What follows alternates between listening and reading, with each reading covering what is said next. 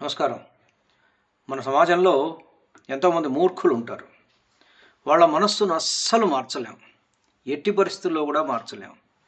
వాళ్ళను మార్చటం కన్నా కొన్ని కొన్ని విషయాలు చాలా ఈజీ అట.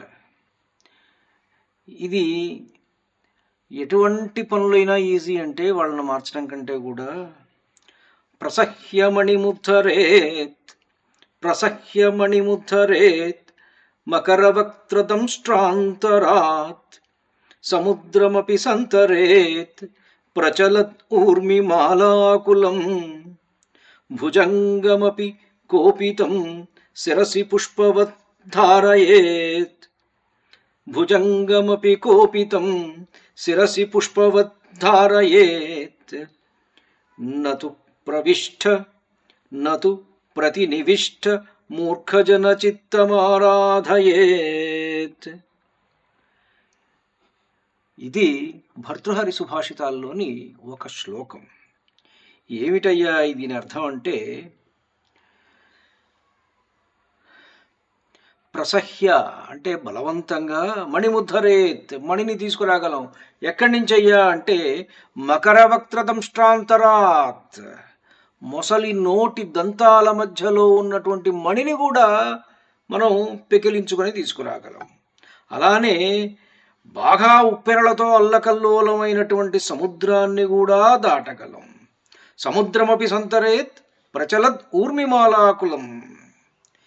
ఇంకా ఏమిటయ్యా అంటే భుజంగమపి కోపితం బాగా కోపంతో బుసలుగొట్టేటువంటి సర్పాన్ని కూడా శిరసి పుష్పవద్ధారయేత్ మన శిరస్సు మీద చక్కగా పుష్పమాలలాగా వేసుకోవచ్చట. కానీ మచ్చిక ఘటించి మూర్ఖజన చిత్తము దిల్పం అసాధ్యమేరికిన్ నతు ప్రతినివిష్ఠ మూర్ఖజన చిత్తం ఆరాధయేత్. గట్టిగా పాతుకుపోయినటువంటి బలంగా నాదే కరెక్టు అని విశ్వసించేటువంటి మూర్ఖుడి చిత్తాన్ని మార్చడం ఎవడి వల్ల కాదు అట. ఎవడి వల్ల కాదు.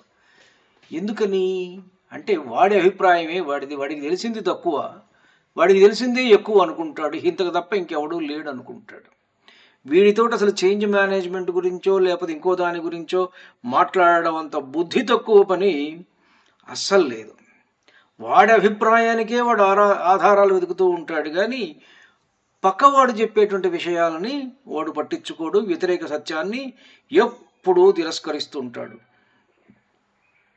ఇట్లాంటి వాళ్ళు మనకు చుట్టూ సమాజంలో చాలామంది ఉంటారు.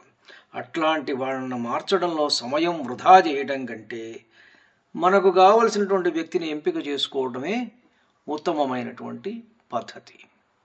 ఇది భర్తృహరి సుభాషితంలోని మూర్ఖ పద్ధతిలోని 3వ శ్లోకం. ధన్యుణ్ణి. నమస్కారం. మీ ఊటుకూరు జానకి రామారావు.